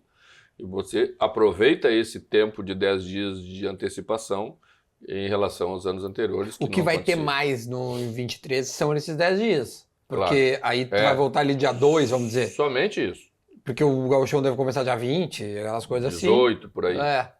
Então esses 10 dias. E o que dá para prometer pro torcedor colorado é, com esses 10 dias, é um acréscimo físico e um lastro tático desse ano que está agora. Claro, a nossa vantagem é que vamos levar o lastro tático. Como vamos manter a maioria dos jogadores, ou boa parte deles, vamos levar um lastro tático. Gostou do lastro tático, foi boa, né? Foi boa. Pode usar se tu quiser. E aí ganhamos na parte física, podemos direcionar mais, que é para começar já numa intensidade de jogo melhor, porque sempre é muito difícil os primeiros jogos. Você tem, inclusive, dificuldade de jogar contra as equipes do interior, que às vezes começam antes da sua pré-temporada, porque você ainda está numa preparação. Então, essa é a ideia que a gente vai tentar executar. Boa. No ano que está acabando agora, eu acho que o Inter já vai estar na fase de grupos e tudo mais, mas o Inter passou por algumas coisas que foram muito curiosas. Eu acho que, assim, esse foi um ano que, modéstia à parte, por ser gremista, era o ano que o Inter poderia ter aproveitado ainda mais a situação do rival que se estava para ainda ter e ter ido melhor, por exemplo, nas Copas. Eu quero me ater principalmente na eliminação onde tu estavas. Eu queria entender o teu sentimento daquele jogo, que eu recebi esses tempos, tanto o Pedro Henrique quanto o Alemão, e eles ficaram muito abatidos aqui quando a gente estava conversando, porque eles estavam numa, né, pós-Colo-Colo, putz, era uma confiança que se via que era muito grande. Para ti, que estava comandando, o que ficou né, um cara que tem uma experiência gigantesca dessa eliminação, que se é que dá para tirar algo bom disso. Sempre dá para tirar algo bom, embora seja trágico, né? Eu penso que a gente deixou escapar a classificação contra o Melgar. O fato de termos passado da maneira como passamos pelo Colo-Colo interferiu na nossa eliminação um pouco. Porque contra o Colo-Colo era muito mais difícil. Contra o Colo-Colo a reversão era muito mais complicada. Primeiro que achei que o Colo-Colo era uma equipe qualificada melhor, né, ou melhor qualificada. Tínhamos que descontar um 2-0 contra. Tomamos um gol no início do jogo, então estava 3-0, faltava 70 minutos para terminar o jogo, estava 3-0 Não, é impressionante. Colo-Colo. E a gente conseguiu reverter. Então aquilo criou uma coisa de que a passagem pelo Melgar seria mais natural. Nós fizemos lá um 0-0, que não foi um jogo maravilhoso nem nada, mas era 0-0. Era um golzinho que precisava fazer em casa e pode ter passado um pouco essa questão de que isso já ia acontecer mais naturalmente. Mas isso só acontece porque faltou alguma coisa. A nossa preparação talvez não foi tão boa. O nosso jogo anterior foi trágico lá em Fortaleza contra o Fortaleza. Às vezes as semanas no mata-mata, elas se encaixam para você ganhar e às vezes desencaixam para você perder. E mesmo não perdendo o jogo, a gente não podia não ter feito um gol. Tivemos 3 vezes cara a cara com o goleiro deles, uma vez lá, 2 vezes aqui. Já tínhamos jogado o suficiente para marcar. Né? Poderíamos até ter outro tipo de dificuldade, poderíamos até sofrer gol, poderíamos um monte de coisa. Mas não poderíamos não ter feito um gol neles nos 90 minutos finais aqui na nossa casa. E talvez essas coisas tenham influenciado. Quando tu olha para trás em termos de distanciamento, é o que neste ano mais te marcou de jogos? Teve algum outro que te pega assim, que tu... Porque o Campeonato Brasileiro acabou sendo um campeonato que o Palmeiras deu essa disparada e ficou difícil de buscar. Mas tirando esse do Melgar, algo mais te incomodou que tu possa servir de lição para 23? Porque eu acho que o Inter vai com uma base e um time bem chatinho para o ano que vem para poder competir, né? O jogo do Melgar é mais emblemático, claro, é uma eliminação, né? Era uma chance de título que já estava muito próximo, nós tínhamos avançado bem na competição, sentimos que podíamos chegar. Tá? Mas a gente teve um outro jogo que incomodou bastante a gente, foi o jogo contra o Botafogo. Ah, o 3-2. Que foi um 3-2 com um homem a mais dentro de casa, que a gente deixou o Botafogo virar um jogo que sem explicação. E essas coisas, elas vão servindo de embasamento para você discutir coisas objetivas, porque uma coisa é você discutir teoria, outra coisa é você discutir uma coisa que aconteceu, que teve ali na nossa frente, que também era um resultado que estava na mão e que a gente inexplicavelmente deixou escapar. E os fatores positivos vêm muito depois dessas derrotas. Foi a maneira como a equipe se comportou depois da derrota, depois da eliminação. Quase não perdeu mais, né? Sempre teve respostas fortes, sempre teve vitória, sempre teve postura. Isso também é algo que nós estamos construindo, que a equipe vai tendo, ela vai se preparando para ser assim. Porque no ano que vem, ainda no final deste ano e no ano que vem, teremos jogos decisivos, jogos importantes, jogos grandes. E a equipe ela vai aprendendo a se comportar nos jogos grandes, nos momentos decisivos, exatamente em cima de situações como essa. Dentro deste ano, algumas coisas... Como é que eu vou te... Assim, a pressão externa em algum momento atrapalhou a trajetória de vocês? Pressão de imprensa, de algum comentarista, de algum influenciador? Hoje em dia está muito presente, muito mais em Grêmio, Inter e tudo mais. Essas coisas passam para dentro do vestiário. Eu te pergunto isso porque eu cada vez sinto mais que há uma aceitação para com esse novo tipo de trabalho. E eu queria saber como é que isso entra no teu trabalho. Se é que entra e se é que tu permite que isso seja algo positivo pro teu dia a dia. Internamente, assim, no dia a dia de trabalho, não entra, não atrapalha. Embora você não saiba como reage a cabeça de cada pessoa. Eu posso ouvir uma crítica e posso reagir bem, e posso ter uma boa capacidade de deletar, tirar alguma coisa que eu entenda que seja favorável, e o que é destrutivo, você joga fora. Mas você não sabe como passa a cabeça de cada um. E não sabe como cada um valoriza isso. Porque às vezes você gosta muito quando aparece o elogio. Sim. Você começa a conviver com isso com naturalidade ou de forma bem normal, e daqui a pouco aparece a crítica muito forte e tu sente. Às vezes tu reage e às vezes tu guarda. Às vezes tu deleta e às vezes tu leva para o trabalho. Mas o que no futebol atrapalha é que isso influencia o comportamento do torcedor. Entendi. E o comportamento do torcedor influencia diretamente num jogo de futebol. Então essa é a parte mais difícil para a gente administrar. Porque às vezes você está jogando um jogo que você vem de resultados positivos, você espera um tipo de comportamento com esse ou com aquele, e às vezes o torcedor te brinda com uma vaia para esse ou para aquele, ou com uma falta de paciência para com o jogo, às vezes, para um jogo difícil que você põe aí, e que o time tem que ser muito equilibrado, e que o torcedor quer acelerar o jogo, e às vezes atrapalha o andamento do jogo, porque ele quer uma coisa e o jogo não permite que seja jogado dessa forma. Então isso é o grande prejuízo que a gente tem como comportamento, que é por parte do torcedor, que é influenciado por isso, faz parte disso, e que traz consigo uma emoção muito grande. A gente tenta ser um pouco mais racional. Quase sempre se consegue, mas às vezes não.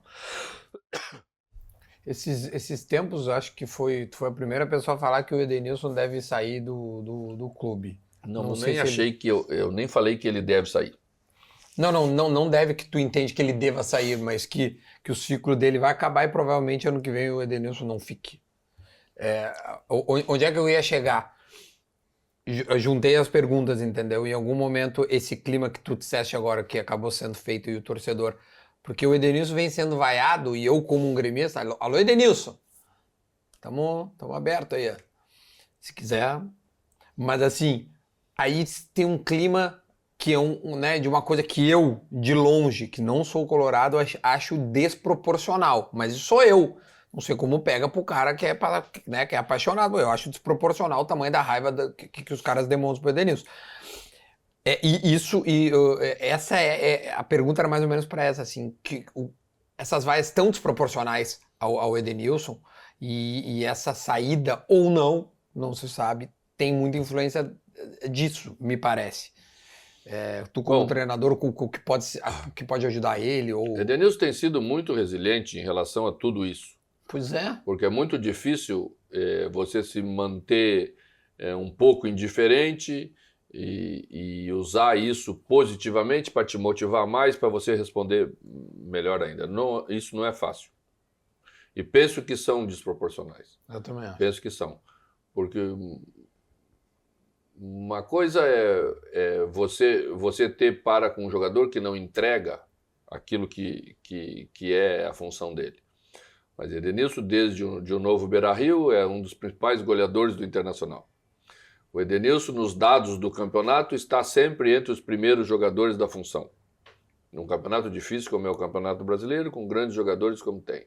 Edenilson, recentemente, foi lembrado para a Seleção Brasileira pelo treinador da Seleção Brasileira. Então, isso só se deve a esse período que o Internacional vem já há bastante tempo sem uma conquista. Sim. E o torcedor começa a tentar procurar a explicação meio que milagrosa por que isso não acontece, né? E aí você dirige para esse ou para aquele que está há mais tempo. O Edenilson é um dos que está há bastante tempo. Então recaiu sobre ele essa cobrança maior e desproporcional, como a gente falou. Mas nós não podemos escolher como o torcedor vai se comportar.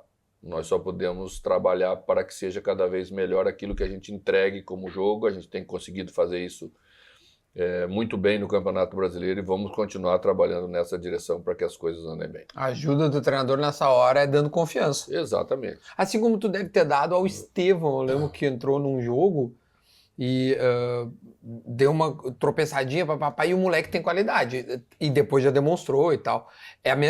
Se trabalha muito parecido, é a confiança e a bola, a resposta é na bola.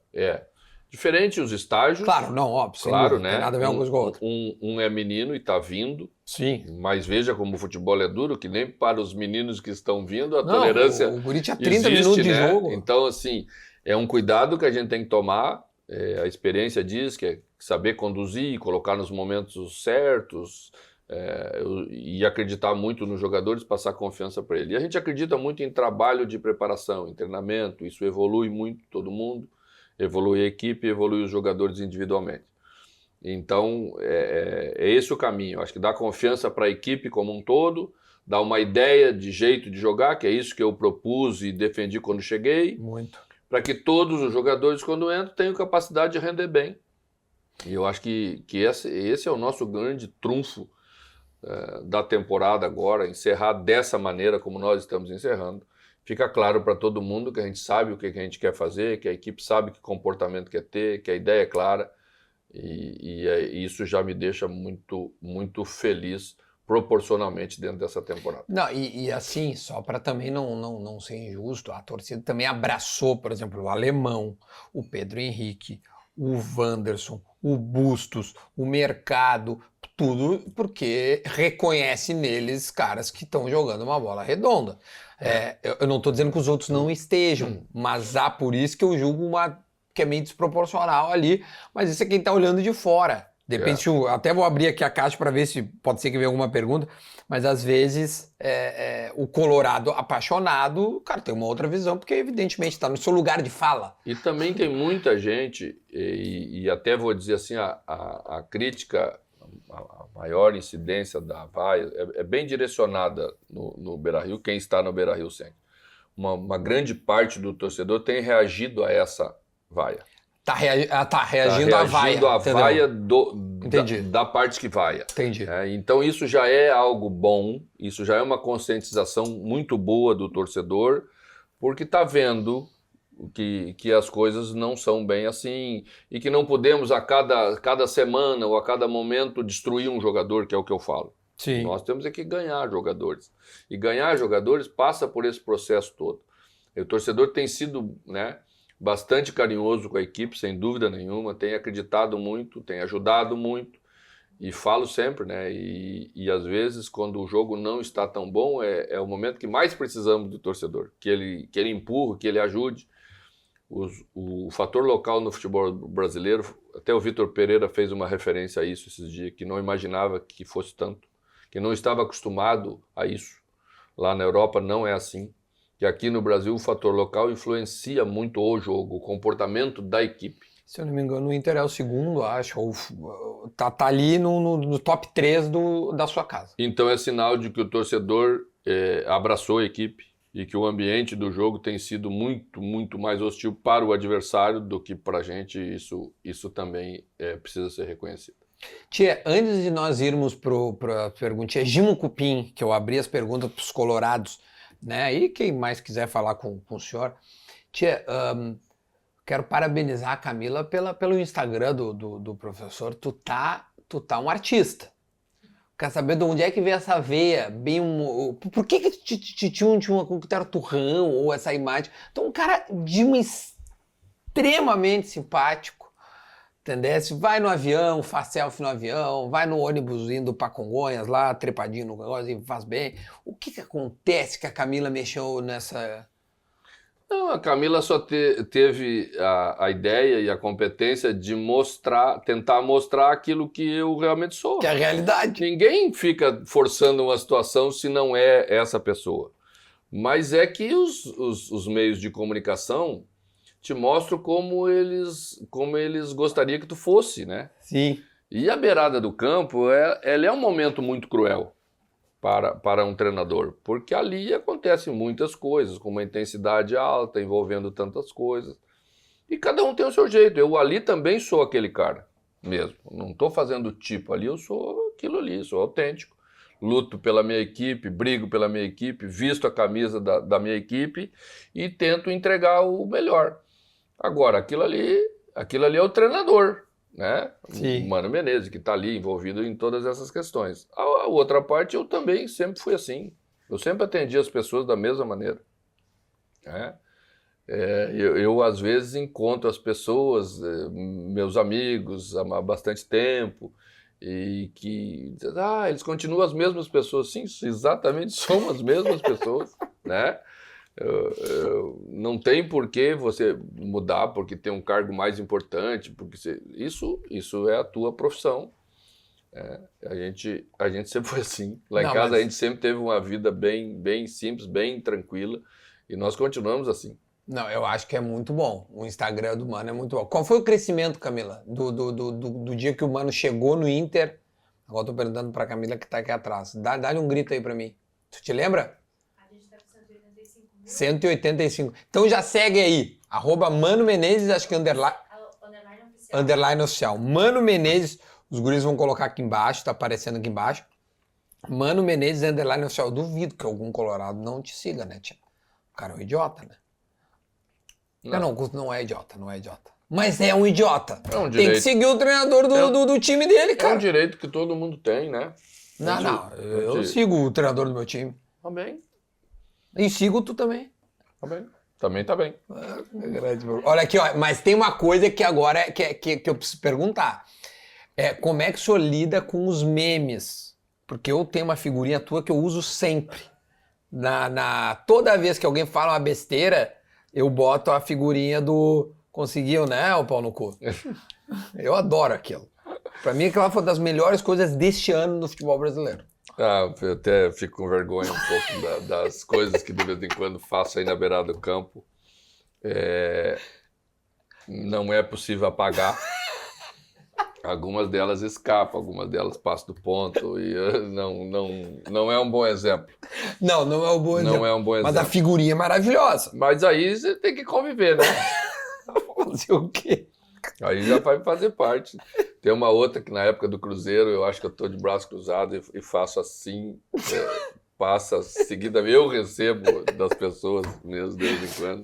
Que essa foi recente, foi aqui, cai a câmera fecha em ti. E parece que tu tá com um boom ali, porque dá pra ler e ouvir. E aí o cara, era pra quem aquilo lá? Era pra auxiliar? Era pro quarto árbitro. Pro quarto árbitro. E o que ele tinha conseguido, o pau no cu? O que ele... Eu não entendi, no contexto do jogo, o que ele tinha conseguido? Te expulsar? Não. Teoricamente? Não, ele já tinha conseguido um cartão amarelo, ele conseguiu. Aham. Falar, o Mano tá enchendo saco. Essa é uma coisa assim que às vezes as pessoas quem não tem um pouco de noção não entende como funciona, né? A arbitragem é uma arbitragem que é nacional, vem de outros estados. Uhum. Mas o futebol brasileiro, ele inventa de economizar numas coisas que não deveria. Mas aqui em casa eu faço isso também. Aí ele põe o quarto árbitro local. Fora. Entendi. Você está jogando em Santa Catarina contra o Avaí jogando para não ser rebaixado. Jogo difícil, né? Aí o quarto árbitro local. Agora faz sentido. Aí qualquer coisa que o adversário faz, ele é visto com uma coisa desproporcional. E ele começou desde o início, ele já encheu o saco do banco da gente, ele foi lá e conferiu nome por nome, coisa que ninguém faz, estava completamente fora do contexto normal. E aí terminou daquele jeito. Não, mas ele mereceu. Eu gostei. Agora eu entendi o contexto e o senhor pode continuar com isso aí, hein? Não posso ser mais expulso. Não. O teu moleque lá, o teu gurizinho deve ter. Eu vou te mandar depois a figurinha pra te guardar. Tem várias. Tem várias. Já tem várias. Eu tenho aqui a perguntinha Gimo Cupim, que este quadro aqui, a Gimo que está comigo, é a hora que eu abro uma caixa de perguntas no meu Instagram e aí o pessoal tem uma galera que tem a oportunidade de poder falar e nem sempre se pode. O Labarte mandou meu pai no futebol e mandou assim, tu arranjou uma barca pra ele vir no Grêmio, né, tia? Mas tu é um pai mesmo, cara. O Labarte foi meu jogador no Sub-17 do Internacional. Nesse time aí. Falou. Dos mais jovens que ele era um ano antes da categoria, um ótimo jogador e depois levamos ele para pro ajudar a Grêmio. gente. Pô, que pena que não deu aquela época lá no Grêmio, ele tinha vindo do Sporting, eu acho, né, de Portugal, e tu trouxeste. Olha aqui, ó. Ah, tem uma pergunta boa, aí tu vai ver se tu quiser ou não. Abel Braga como diretor, o senhor gostaria? Porque saiu recentemente, né, o Paulo Autuori foi pro Nacional, e aí Abel Braga surgiu como um nome, professor. A gente Pergunta o Gleiton, perdão, só para dar O treinador não escolhe o coordenador. certo. Quem escolhe o coordenador é o clube. Tá? É bem provável que se o clube for escolher um coordenador, ele vai consultar o treinador, porque é minimamente razoável que tenha-se uma boa relação entre os dois. Sinergia. Né? Então vamos ver o que o Inter vai pensar. O Inter vai saber escolher, vai saber se é necessário nessa hora, porque também tem um treinador com uma referência maior. Então, Sim, dentro do Inter ele é... mas também tem um treinador de referência maior, Não, sem dúvida. que sou eu. Então você não pode colocar qualquer coordenador, qualquer no sentido de inexperiente ou menos experiente, coisa e tal, já.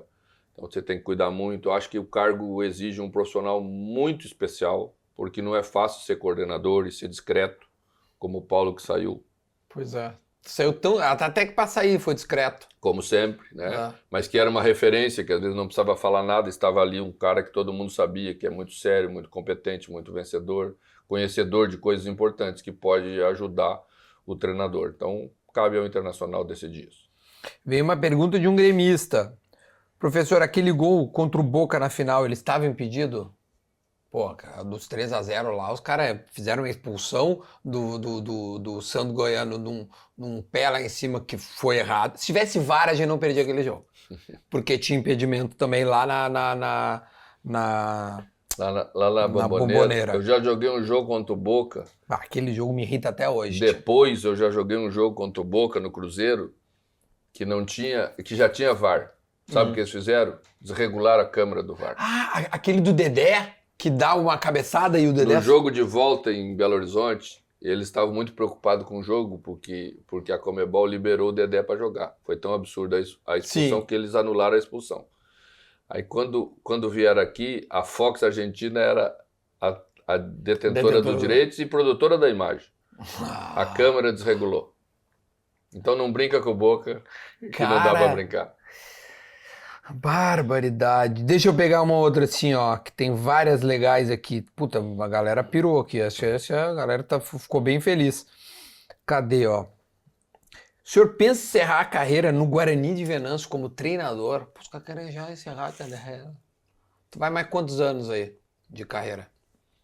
Isso está em planejamento ou tu é o Zeca Pagodinho? Deixa a vida levar e vamos ver. Olha, se depender da dona Marinês lá em casa...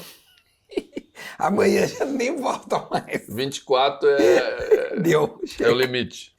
Né? E não pensei tão objetivamente ainda sobre isso, mas eu penso que tem horas para entrar e horas para sair. E saber sair é uma coisa bem importante. Né? Tem gente nova chegando, tem gente que naturalmente vai ocupando espaço. Então, enquanto eu senti que realmente posso contribuir como estou conseguindo contribuir com o Internacional, que persiste esse frio na barriga a cada jogo, capaz de mexer contigo na tua parte de motivação, eu acho que é um respeito que eu tenho que ter com os jogadores que dirijo e com o clube que assumo a responsabilidade de ser o treinador. Então esse é o limite. Mas eu não pretendo encerrar em Venâncio Aires, porque eu penso que voltar e encerrar lá, a experiência ensina de que não vai ser bom. Santo de casa nunca Não faz milagre. Nunca faz milagre. Então, eu acho que pelo Guarani eu já fiz a minha parte e tá bem assim. Ó, deixa eu fazer mais uma que eu achei curiosa aqui. O Jerônimo Nunes Santos. Professor, ainda tem pesadelo aquele gol do Messi depois que o Douglas perdeu a bola no meio campo. Tu te lembra dessa? Eu trabalhei com o Douglas várias vezes. Era novembro de 2010, a gente foi jogar em Doha, no Catar. Era um jogo muito parelho, né? Mano. E a gente tomou um gol do homem. Ele pegou a bola no meio campo, driblou 3 nossos e fez um golaço, né? Era uma época que você não dava para dar uma chance para ele. A gente deu uma chance para ele e ele foi lá e fez. A visão do Douglas, ele me contando, ele até veio aqui e contou que, bom, fecha pra ti, tu tá puto com o Douglas, evidentemente, ele perdeu a bola porque perdeu pro Messi, mas daí o Douglas falou assim, perdi a bola, tem ainda 40 metros pra ele percorrer e tem o Juan, se eu não me engano, o Lucas Leiva e tem mais alguém ali. Não era o Juan, era o Davi Luiz e o Thiago Silva. E o Lucas Leiva que não acha ele. Ninguém acha. Ninguém achou ele. E aí ele foi pra dizer, não, o alemão vai dar nele. Passou. Fulano vai dar nele. Passou. Puta merda, ele... bom, nunca mais voltou, né? Era verdade. O xingamento pro Douglas nem era pra ter toda essa consequência, né?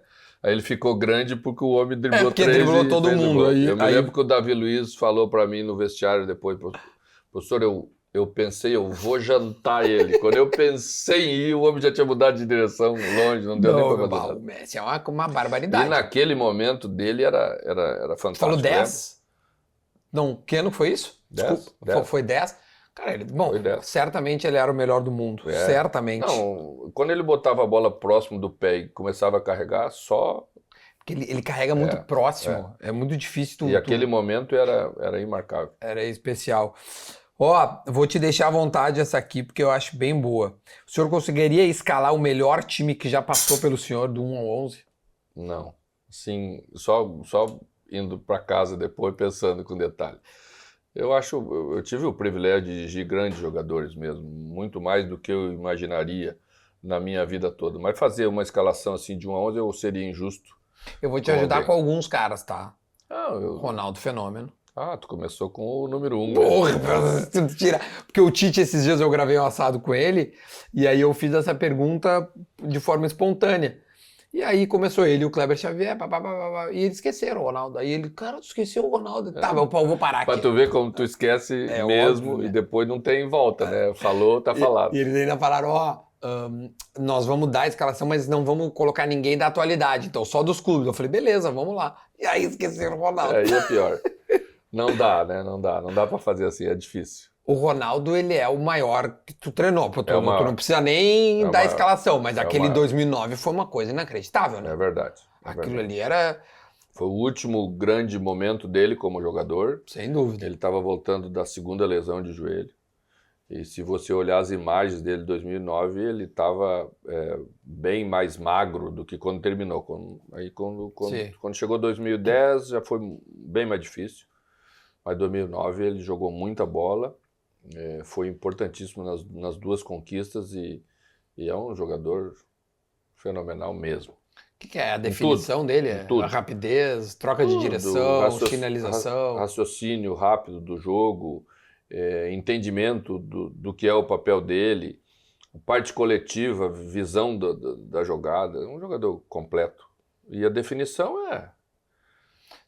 ele, quando começou a fazer um treinamento, os primeiros treinamentos que ele fez com a gente, eu achei que os goleiros estavam de sacanagem, o nosso goleiro no treinamento. Ninguém pegava. Ninguém pegava. E aí chamei os goleiros. Né? Discretamente fui lá e disse, vocês estão dando moral pro homem? Para ele... Não, professor. Ele no último minutinho, assim, instantezinho, ele vira o pé. Então, assim, saía um chute relativamente fraco comparado com os outros, mas muito direcionado. Ninguém 10 anos de Europa, 12 anos de Europa, jogando no nível que esse Ronaldo jogou, se não é fora de série. Eu me lembro muito um gol que me marcou nessa tua época, da época do Ronaldo, que é na Vila Belmiro, que ele traz pra dentro e ele tá olhando pra baixo. Ele tá olhando pra baixo e ele dá uma... Foi na final do Paulista de 2009, Isso. Primeiro jogo. Nós ganhamos 3-1 na Vila, ele fez 2 gols. Isso. E esse foi um golaço. Esse Por cobertura no Fábio Costa, era o goleiro. Fábio Costa. Ele corta o triguinho, comeu um triguinho e... O Marcelo Oliveira, acho que era teu jogador nessa época, ele veio aqui, se eu não me engano, e aí disse que estavam indo no ônibus e tal, e aí o Dentinho cutucou ele e falou assim, quer ver, eu vou irritar ele só pra ver. E aí, final, tá nervoso, né? Aí ele assim, eu tô nervoso pra saber se às 6 horas o que vai acontecer, porque nós vamos ganhar essa porra, não sei o que e tal. Diz que no ônibus já era que pra ele era uma porra, velho, vai jogar a final do Paulistão, o cara que já é 2 Copas do Mundo e tudo mais, e fez o que fez, Fez o que cortou pra lá, cortou pra cá. Professor, quero te agradecer imensamente, foi muito bom. Deixa eu só te dar um presente antes, que eu tenho uma parceira aqui, ó, que chama-se iPlace, e a iPlace tem mais de 140 lojas no Brasil inteiro e está proporcionando este presente para o professor Mano Menezes, que eu entrego com muito prazer. Muito uma obrigado. capinha de celular que casualmente é a mesma que tu tem, que nós temos o mesmo celular, né? E, enfim, fique à vontade para usar. É um regalo que a iPlace fez questão de dar para o senhor aí. Muito obrigado. E quero te agradecer muito, mas de verdade, a tua presença aqui. Obrigado pelo assado. Foi bom, né? Tava muito bom. Vou sair falando bem. Não Isso. são muitos, mas que saem. Mas O eu vou alemão sair veio falando aqui, fez bem. uma careta. Acho que tu tá evoluindo também no não, assado. sem dúvida. Né? Não, São deu uma melhorada. muitos convidados. Exatamente. O alemão, a especialidade do alemão não é assado, né? Não é polenta, É, é massa, é galeto. A turma dele é outra. É então, outra. Então cada um no seu quadrado. Tá vendo? Professor, Valeu. muito obrigado de coração. Todo final de entrevista eu escolho uma palavra pra gente pedir pra galera comentar pra provar que chegaram até o final desse conteúdo. E eu queria ver contigo que palavra, ou enfim, 2, 3 palavras, uma composição que a gente pode escolher pra meio que simbolizar essa conversa e dizer assim, ó, a rapaziada chegou até o final. Tu proporia alguma coisa pra gente poder colocar aqui no final? Pô, tem uma frase, pode ser uma frase? Pode ser, daí a galera vai escrever essa frase nos comentários. Bom, a frase não é minha e eu não sei de quem é a autoria, mas quando li uma vez, escolhi para referência para muitas coisas, assim, para a vida da gente. Sempre pergunto quem você é, como é que você é, e o que você gostaria de ser lembrado, coisa e tal, tudo. Então eu tenho uma frase que eu vou pronunciar agora. Somos o que fazemos, sobretudo o que fazemos para mudar o que somos. Valeu. Essa é a frase. Então comenta essa aí, a gente vai ficando por aqui no assado. Muito obrigado a Camila, ao Internacional, na pessoa do Gabriel, que proporcionaram a visita do Mano e, obviamente, professor Mano. Boa sorte, tá? Obrigadão. Pra ti. Tá bem. Tá? O Inter deixa lá. A gente volta no próximo.